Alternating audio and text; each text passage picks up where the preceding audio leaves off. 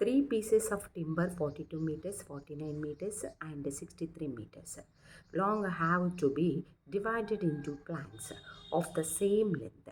What is the greatest possible length of each plank?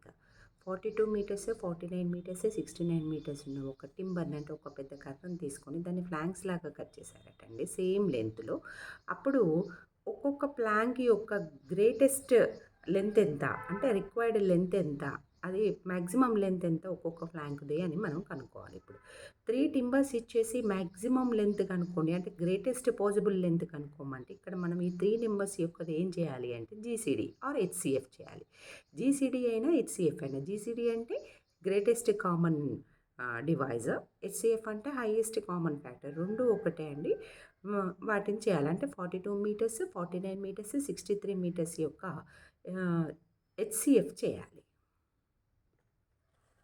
Required length of HCF of ఈ 3 numbers అన్నట్టు. Required length is equal to HCF of ఈ 3 numbers. ఇప్పుడు HCF అనేది GCD video మన ఛానల్లో ఉందండి. నేను 2 మెథడ్స్లో ఎట్లా చేయాలో చూపించాను.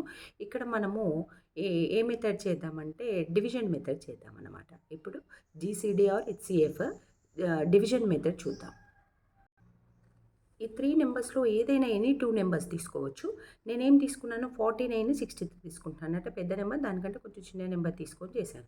63ని 49తో డివైడ్ చేయాలన్నమాట. ఎన్ని టైమ్స్ వస్తుంది? 49 1 జా 49.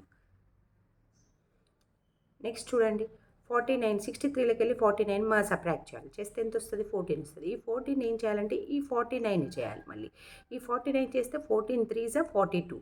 42 చేస్తే ఎంత వస్తుంది? 49 మైనస్ 42 7 వస్తుంది. 7 వస్తుంది. ఈ 7ని చూడండి, ఈ 7 ఇప్పుడు ఈ 42, ఇప్పుడు మిగిలింది ఇంకొక 42 నెంబర్ ఉంది కదా, ఆ 42 నెంబర్తో చేయాలి. 42 నెంబర్స్తో చేస్తే 7 6 జా 42. సో డివైజ్ అయింది కదా, 3 నెంబర్స్ పర్ఫెక్ట్గా డివైడ్ అయినాయి కాబట్టి ఇప్పుడు దీని యొక్క హెచ్సిఎఫ్ ఏమవుతుంది అంటే 7 అవుతుంది అనమాట.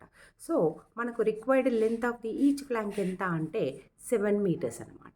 7 metres required length of each flank అనమాట. ఇదనమాట.